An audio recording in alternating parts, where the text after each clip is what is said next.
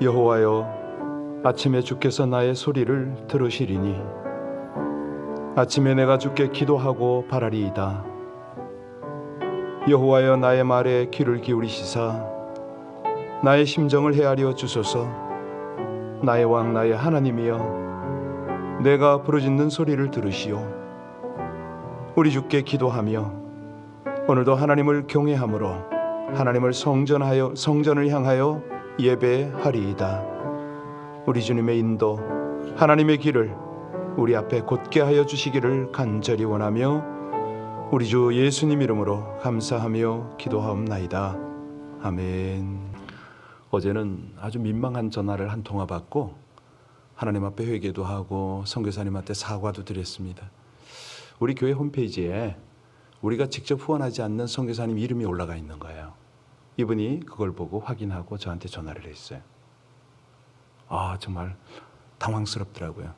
요즘같이 어려운 때 선교사님들을 있는 힘을 다해서 밀어도 부족한데 어쩌자고 교회가 후원하지도 않는 선교사님 이름을 올려놓고 버젓이 소원하는 것처럼. 알고 보니까 예전에 우리 주일학교에서 후원하기로 약속을 하고서 이름을 올려놓고 기도하던 분이었어요. 즉시 내렸습니다. 그리고 선교사님한테 사과의 문자를 보냈어요. 선교사님 정말 죄송하다고, 제가 확인을 못해서 그렇다고. 요즘 같은 때는 이 선교사님들이 후원이 자주 끊깁니다. 그래서 우리가 물질로 돕지 못해도 기도로 최선을 다해야 되는데 작은 일로 상처를 줄 수가 있거든요. 오늘 우리 교회에 페루의 박화균 선교사님 오십니다. 이 선교사님을 후원하는 선교사님 아닙니다. 우리가 그때그때 이분의 기도 제목을 받아서 함께 기도도 하고 그때그때 성도들의 감동이 있으면 후원을 하는 이런 관계거든요. 오늘 오셔서 하나님께서 선교사님을 통해서 행하시는 일들, 또 우리가 함께 거룩한 부담을 안고 함께 협력해야 할 일들, 이런 것들을 나누게 될 텐데요. 우리 성도님들이 함께 마음을 모아서 하나님 앞에 정직하고 충성스럽게 우리가 모든 관계도 해나가고 선교도 동역을 했으면 참 좋겠습니다. 짧지만은 후원이 떨어지거나 또 여러 가지 어려움을 겪고 있는 선교사님들을 위해서도 우리 합심으로 함께 간절히 주님 앞에 기도 올리겠습니다. 하나님, 우리 아버지 하나님 은혜, 하나님의 사랑을 감사를 드립니다. 우리 하나님께서 그처럼 기대하시고 기뻐하시는 선교를 향하여 우리가 관심을 갖고 마음을 모으게 하심을 감사를 드립니다. 우리 멕시코의 나주환 선교사님, 저의 마음을 위로하여 주시고 우리 교회의 부족함을 하나님께서 하감하여 주셔서 저에게 격려와 위로를 나눌 수 있게 하여 주시기를 간절히 원합니다. 특별히 오늘 저녁 우리 박하균 선교사님 페루 선교 사역 보고를 하고 간증을 하게 될 터인데 이 모임을 통해서도 하나님의 크신 은혜, 하나님의 놀라운 사랑이 나타나게 하여 주시옵소서. 세계 각처에서 이름 없이 빛 없이 주님 나라 주님 복음 위하여 헌신하고 수고하는 주의 백성, 하나님의 일꾼들, 우리 선교사님들, 우리 하나님의 방법으로 저들을 만나시고 놀라운 은혜로 채우시고 도우시기를, 그래서 그들을 통해서 하나님의 영광의 역사를 나타내시기를 간절히 원합니다. 아버지 하나님, 우리 모두가 한결같이 이 땅에서의 마지막 사명 선교를 위해서 마음을 모으고 힘을 모으고 기도를 모으고 헌신을 모으게 하여 주시옵소서. 오늘 금요밤에 하나님의 크신 은혜, 놀라운 하나님의 역사가 나타나기를 간절히 원하며 그 일을 이루시고 영광 받으시기에 합당하신 예수님 이름으로 기도하옵나이다. 아멘. 출애굽기 14장입니다. 14장 1절로 14절의 말씀을 우리 함께 합독하십니다. 출애굽 14장 1절로 14절 말씀입니다. 합독하시겠습니다. 여호와께서 모세에게 말씀하여 이르시되 이스라엘 자손에게 명령하여 돌이켜 바다와 믹돌 사이에 비하히롯 앞 곧 바알스본 맞은편 바닷가에 장막을 치게 하라. 바로가 이스라엘 자손에 대하여 말하기를 그들이 그 땅에서 멀리 떠나 광야에 갇힌 바 되었다 하리라. 내가 바로의 마음을 완악하게 한즉 바로가 그들의 뒤를 따르리니 내가 그와 그의 온 군대로 말미암아 영광을 얻어 애굽 사람들이 나를 여호와인 줄 알게 하리라 하심에 무리가 그대로 행하니라. 그 백성이 도망한 사실이 애굽 왕에게 알려지매 바로와 그의 신하들이 그 백성에 대하여 마음이 변하여 이르되 우리가 어찌 이같이 하여 이스라엘을 우리를 섬김에서 놓아 보내었는가 하고 바로가 곧 그의 병거를 갖추고 그의 백성을 데리고 갈새 선발된 병거 600대와 애굽의 모든 병거를 동원하니 지휘관들이 다 거느렸더라. 여호와께서 애굽 왕 바로의 마음을 완악하게 하셨으므로 그가 이스라엘 자손의 뒤를 따르니 이스라엘 자손이 담대히 지나갔음이라. 애굽 사람들과 바로의 말들 병거들과 그 마병과 그 군대가 그들의 뒤를 따라 바알스본 맞은편 피하히롯 곁 해변 그들이 장막 친 데에 미치니라. 바로가 가까이 올 때에 이스라엘 자손이 눈을 들어 본즉 애굽 사람들이 자기들 뒤에 이른지라. 이스라엘 자손이 심히 두려워하여 여호와께 부르짖고 그들이 또 모세에게 이르되 애굽에 매장지가 없어서 당신이 우리를 이끌어내어 이 광야에서 죽게 하느냐? 어찌하여 당신이 우리를 애굽에서 이끌어내어 우리에게 이같이 하느냐? 우리가 애굽에서 당신에게 이른 말이 이것이 아니냐? 이르기를 우리를 내버려 두라. 우리가 애굽 사람을 섬길 것이라 하지 아니하더냐? 애굽 사람을 섬기는 것이 광야에서 죽는 것보다 낫겠노라. 모세가 백성에게 이르되 너희는 두려워하지 말고 가만히 있어서 여호와께서 오늘 너희를 위하여 행하시는 구원을 보라. 너희가 오늘 본 애굽 사람을 영원히 다시 보지 아니하리라. 여호와께서 너희를 위하여 싸우시리니 너희는 가만히 있을지니라. 아멘. 같은 상황 속에서 망하는 사람이 있고 흥하는 사람이 있다는 말이 있죠. 어리석은 사람은 위기 상황 속에서 위기, 다시 말하면 어려움을 만들어내지만 지혜로운 사람은 복 있는 백성들은 위기 상황을 오히려 기회로 만들어 갑니다. 오늘 본문을 보면은 이스라엘 백성들이 출애굽한 이후에 가장 큰 위기 중에 하나를 맞이한 장면이 나오잖아요. 우리 3절 말씀 한번 보실까요? 3절 어떤 위기인가? 3절 같이 읽습니다. 바로가 이스라엘 자손에 대하여 말하기를 그들이 그 땅에서 멀리 떠나 광야에 갇힌 바 되었다 하리라. 어떤 위기라고요? 꼼짝달싹 못하는 어떤 벼랑 끝에 서 있는 그런 위기를 기록하고 있습니다. 지금 이스라엘이 어떤 상황입니까? 하나님의 말씀을 따라 광야를 행진하고 있죠. 자신들이 가고 싶은 방향으로 가는 거 아닙니다. 또 가고 싶은 시간에 가는 것도 아닙니다. 우리가 어제 보았지만 어떤 때 움직입니까? 구름기둥, 불기둥이 운행할 때에 그때에 그 인도를 따르고 있었던 거죠. 하나님의 말씀을 따라가다가 보니까 순종하다 가다 보니까 광야에 갇혔다. 벼랑 끝에 서게 되었다. 아니 이거는 이제 쉽게 표현하면 계곡에 갇힌 겁니다. 아니 200만 어마어마한 이 군중이 가고 있는데 갇혔다. 이거는요 사방이 이 병풍 같은 산으로 둘러싸였다 이렇게 보면 되겠습니다. 큰 자 그런데 홍해가 넘실대고 있고 그냥 뭐 커다란 바닷가에 갇혔을 수도 있겠죠. 무서운 벼랑 끝에 섰다 이렇게 보면 됩니다. 하나님께서 이 상황을 연출하신 거예요. 이스라엘을 코너로 몰아넣은 겁니다. 하나님 말씀에 순종을 했다. 하나님이 가라는 곳으로 갔다. 하나님이 쉬라면 쉬고 또 이리 가라면 저리 가라면 그대로 따랐는데 벼랑 끝에 몰린 거예요. 이 이야기는 뭐냐면 하나님이 이스라엘을 코너로 몰아갔다. 정확하게 위기 상황으로 몰아넣었다 이 뜻입니다. 여러분 이게 그들만 그런가요? 아니잖아요. 우리도 그러잖아요. 세상 살다 보면 분명히 나는 하나님의 말씀대로 순종을 하는데 이제는 은혜 받고 하나님께서 원하시는 그 뜻대로 살아보려고 하는데 이게 관계가 코너에 몰리네요. 사업이 코너에 몰립니다. 인간관계가 벼랑 끝에 설 때가 있잖아요. 이게 자녀 문제가 이게 사면 초가네요.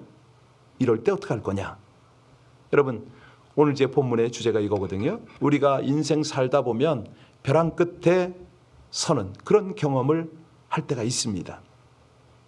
나름대로 하나님의 뜻대로 순종을 해서 가는데 하나님께 기도하며 하나님의 말씀을 최대한 순종하려고 가라면 가고 서라면 서는데 그럼에도 불구하고 벼랑 끝에 몰렸다.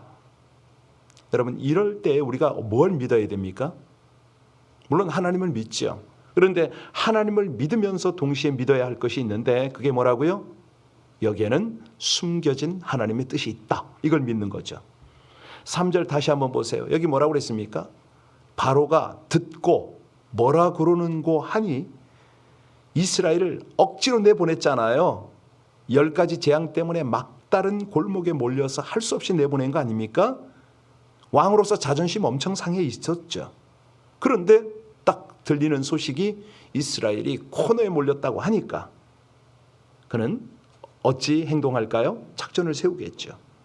여러분, 이게 무슨 말이냐면 우리가 위기를 만나게 되면 원수가 먼저 알고 덤빕니다. 여기에 또 우리 아픔이 있어요. 나의 고난, 나의 위기, 이 상황을 사단은 자신의 기회로 삼으려고 합니다. 그래서 바로가 군대를 동원해서 추격 작전을 벌입니다. 6절, 7절 볼까요? 우리 6절, 7절 말씀 같이 다시 봉독합니다. 바로가 곧 그의 병거를 갖추고 그의 백성을 데리고 갈새 선발된 병거 600대와 애굽의 모든 병거를 동원하니 지휘관들이 다 거느렸더라. 여러분, 바로가 어떤 생각으로 지금 추격할 것 같습니까? 너희들이 이제 끝났다. 도가내던 지도 그리고 달려오고 있었을 겁니다. 그런데 정작 끝난 사람은 누구예요? 바로잖아요. 지금 바로가 끝을 향해서 달려오는 거 아닙니까? 우린 그걸 알아요. 여러분, 이거 믿으세요? 성경을 보니까 우리가 믿어지지만 이 성경이 있기 전에도 우리가 이런 걸 믿느냐 이겁니다. 바로에 대한 하나님의 심판이 지금 기다리고 있습니다. 우리가요, 위기를 만날 때, 정말 어려운 상황을 만날 때 망한다, 이 생각을 절대 하면 안 됩니다.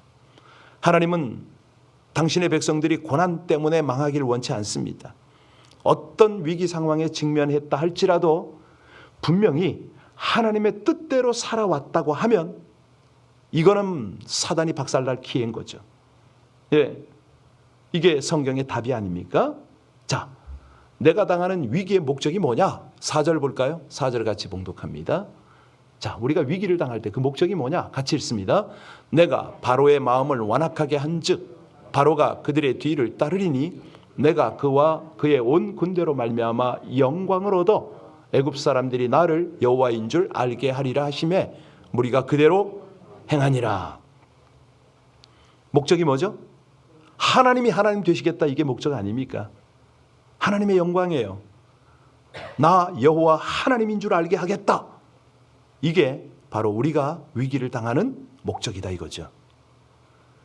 자, 우리가 하나님의 사람답게 살아갈 때에 최악의 상황은 어떻습니까? 하나님의 최선의 도움을 가져다 주잖아요. 우리가 인생 살다 보면 새벽이 가장 어둡죠. 칠흑 같은 새벽이 거치고 나면 찬란한 아침 햇살이 돋게 돼 있잖아요. 이게 어둠과 새벽은, 빛은 맞물려 있습니다. 믿음으로 인내하고 정말 하나님을 의지하면 찬란한 빛을 하나님께서 비춰주시는 거죠. 우리가요, 이 말씀을 들을 때 설교를 통해서 하나님의 말씀을 듣습니다. 그런데 일상 중에 얼마나 더 자주 하나님의 음성을 듣습니까? 오늘 아침도 제가 고백을 했잖아요. 어제 그런 나주환 선교사님이에요. 그 성함이. 그분의 전화를 딱 받고 정말 미안하더라고요. 이게 뭐야? 내가 선교사 출신의 목사 맞아? 이런 어떤 자괴감도 오고, 특히 이제 그 홈페이지라든가 행정관리에 내가 너무 부족한다, 이런 것들이 확 오니까 어떻게 할 수가 없어요. 선교사님한테 사과를 하고 이제 우리 봉사위원들하고 의논할 거예요. 우리가 이렇게 했으니, 잘못했으니 여기에 마땅한, 응당한 우리의 반응을 보여야 되지 않겠습니까? 얼마라도 헌금을 해서 그분에게 우리가 위로를 해야 되는 것이 마땅한 것 같습니다. 저 혼자 결정할 수 없으니까 의논할 거예요. 그렇죠. 우리의 실수와 부족과 위기를 통해서 하나님의 영광이 나타나야 되는 것이죠.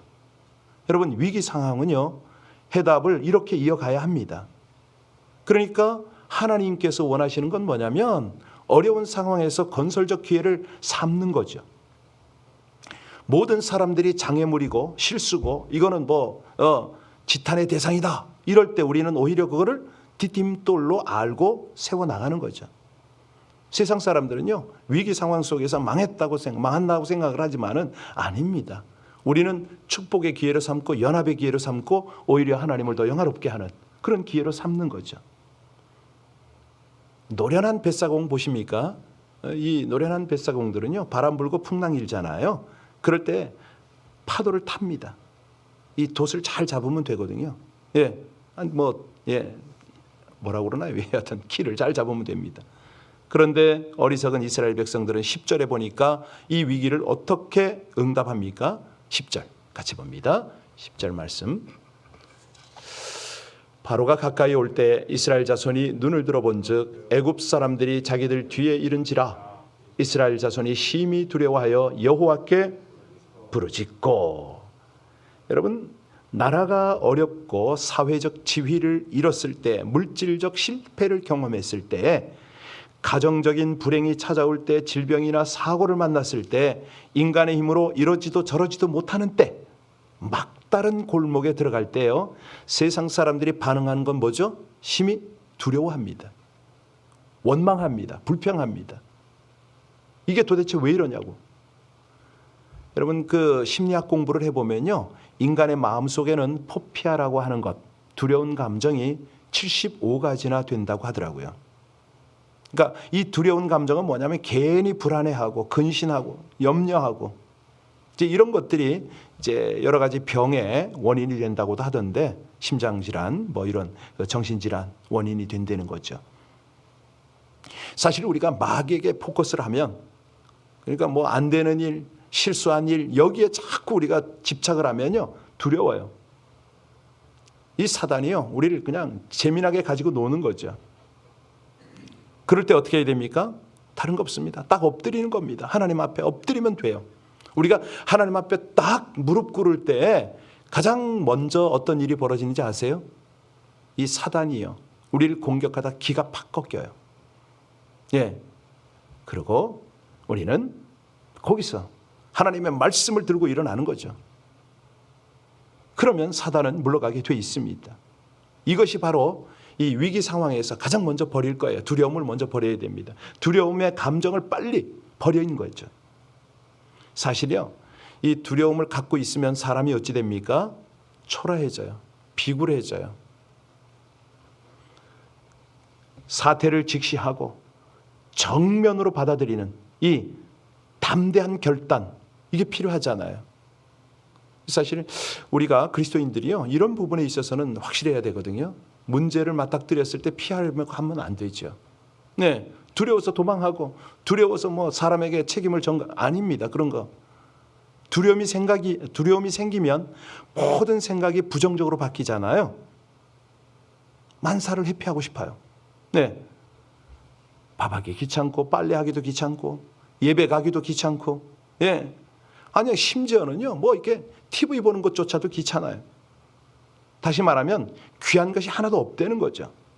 여러분, 세상에 소중한 것들이 얼마나 많습니까? 하나님 말씀 듣고 기도하고 찬양하고 사랑하고 고백하고 은혜 받고 살아가는 거, 이게 얼마나 귀한 것들이 많은데, 이런 것들이 다 떠나버린다? 이건 아니잖아요. 14장을 이제 오늘 내일 쭉 보시지 않습니까? 거기 보면 두려움이라는 단어가 계속 반복적으로 등장해요. 10절 한번 보세요. 거기에 이스라엘 자손이 애국 군대를 어떻게 했다? 두려워했다. 13절에도 보면요, 모세가 그러잖아요. 두려워하지 말아라고. 여러분, 두려워하지 않는 방법이 뭐죠? 하나님을 경외하는 겁니다. 이 경외한다는 말이 두려워한다는 말과 같은 말이에요. 다른 말로 설명을 해드리면, 문제는 위기 상황을 두려워할 거냐, 하나님을 두려워할 거냐, 택하라 이거죠. 그러니까 위기 상황을 두려워하는 것을 바꾸면 됩니다. 하나님을 경외하고 하나님을 두려워하면 되는 거죠. 다시 말씀드립니다. 문제를 두려워한다는 것은 하나님을 두려워하지 않는다는 말이거든요. 그러니까 하나님을 경외하고 하나님을 두려워하는 사람은 절대 문제를 두려워하지 않습니다. 고난 두려워하지 않습니다. 위기 상황 두려워하지 않습니다. 무엇을 두려워할 거냐? 이거는 우리가 결정을 해야 되잖아요. 늘 말씀드리지만 염려를, 두려움을 계속 묵상하면 염려와 두려움 속에 갇혀 사는 거고, 차라리 염려와 두려움을 묵상할 그 시간에 하나님을 묵상하고 기도하면 하나님이 해결하신다는 거죠. 하나님은 우리와 함께 하십니다. 하나님 우리를 붙들고 계세요. 성령이 우리와 함께 하시지 않습니까? 성경에 주님께서 하시는 일들을 우리도 할 수 있다라고 분명히 말씀하셨기 때문에, 아니 나보다 너희가 더 큰 일을 할 수 있으리라 이렇게 말씀하셨기 때문에 우린 그 길을 향해서 가는 거예요. 말씀으로 약속하신 분이 바로 주님이잖아요. 우리 아버지잖아요. 우리 스승이잖아요. 아버지가 자녀에게 주셨고요, 스승이 제자에게 주신 말이에요. 그럴 때 우린 더 큰 신앙을 가지게 되는 것이죠. 여러분, 우리가 엄청난 주님의 능력을 받았습니다. 정말 어떻게 헤아릴 수 없는 그런 어떤 복을 받은 자녀들이 되는 것이잖아요. 그래 하나님이 그걸 누리기를 원하시는데, 승리를 하기를 원하시는데, 다시 도전하기를 원하시는데, 이건 우리가 바라는 것보다도 하나님이 원하시는 거예요. 하나님의 뜻이에요. 승리하라는 거죠.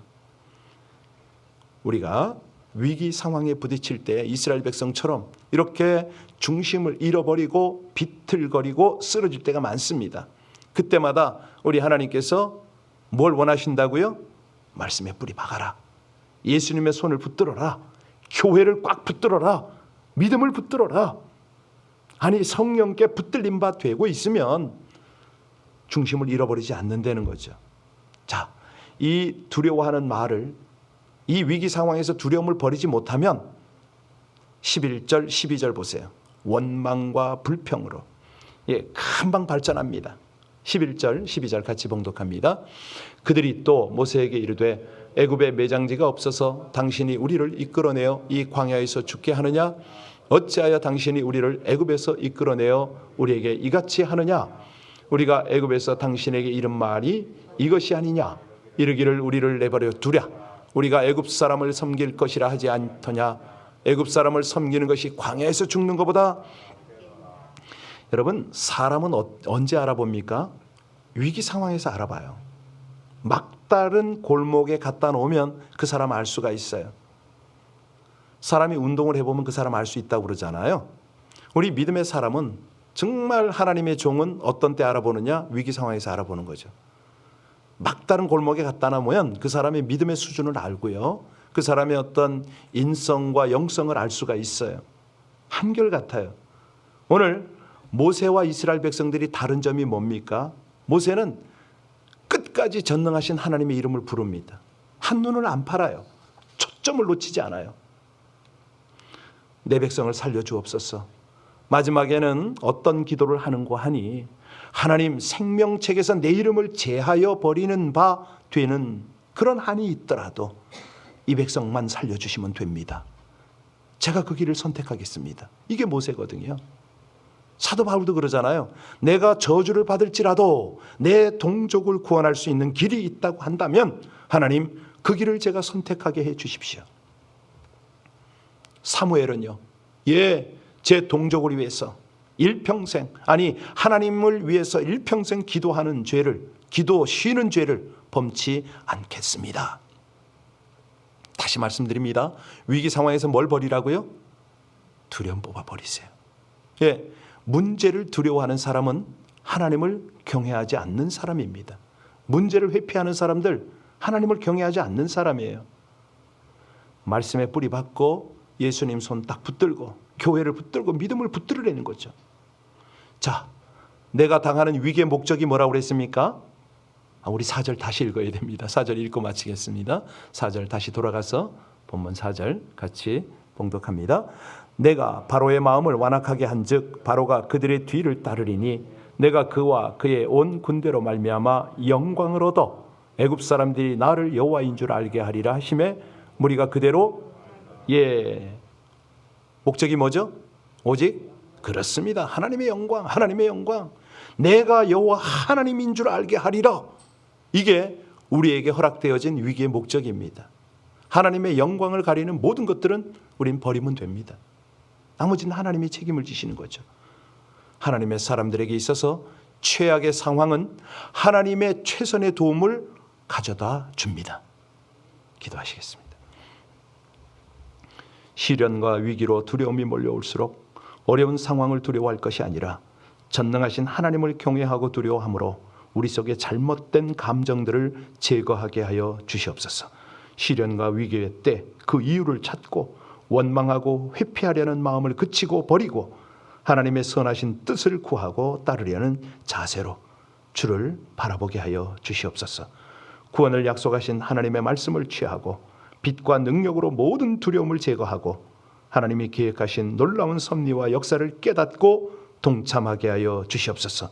모든 상황을 통해서 영광을 드러내시며 모든 것을 협력하여 선을 이루시는 하나님만을 청종하며 살기를 간절히 원하며 우리 주 예수님 이름으로 기도하옵나이다. 아멘. 오늘 이 기도문을 카톡으로 보냈는데요. 여러분 많이 공유를 좀 시키세요. 이 기도문이 필요한 분들이 적지 않거든요. 어제는 미얀마에서 바로 연락이 왔더라고요. 목사님, 제 상황에 꼭 맞는 기도문입니다. 우리 미국과 한국 또 북한 모든 곳곳에 하나님의 백성들이 쉽지 않은 상황 속에 살아갑니다. 특히 교회와 성도들이 감당해야 될 일들이 쉽지만은 않습니다. 그럼에도 불구하고 주님 의지에서 승리할 수 있도록 우리 나라 민족 또 모든 하나님의 백성들, 특별히 우리 하나님의 성도들이 중보자로서 위기 속에서 하나님의 목적, 하나님의 영광을 구할 수 있도록 우리 합심으로 함께 간절히 주님 앞에 기도 올리겠습니다. 은혜 하나님을 찬송합니다. 귀하고 복된 아침을 주셔서 감사하고 무엇보다 생명의 말씀, 이 백성들이 바른 길을 갈 수 있도록 은혜의 말씀을 허락하셔서 진실로 감사를 드립니다. 아버지 하나님, 늘 우리 속에 염려와 걱정, 특별히 아버지 하나님을 온전히 바라보지 못하는 우리 속에 연약한 부족한 믿음이 있음을 고백합니다. 그럼에도 불구하고 하나님의 사랑을 입게 하시고 이 아침에도 다시 한번 깨어서 주님께 반응할 수 있도록 하나님 은혜 주심을 진심으로 감사를 드립니다. 할렐루야. 귀하고 감사하신 하나님의 은혜, 크신 사랑, 놀라운 능력이 우리 가운데 나타나게 하여 주시옵소서. 하나님 감사하신 우리 아버지 하나님, 우리 주님만이 우리의 소망이십니다. 능력이십니다. 아버지 하나님께서 주시는 귀한 은혜를 다시 한번 하나님으로 온전히 정종하는 이 아침 되기를 간절히 원하여 당신의 백성들, 우리 하나님께서 기대하시는 아름다운 중보자로 이 아침에 인도하여 주시고 사용하여 주시옵소서. 나라 민족 하나님의 복음 세계 선교를 위해서 기도하는 이 아침 되게 하시고 오늘 저녁에 있게 될 우리 선교의 귀한 날을 위하여 기도하는 저희 주시기 간절히 원합니다. 하나님 찬양하고 감사드립니다.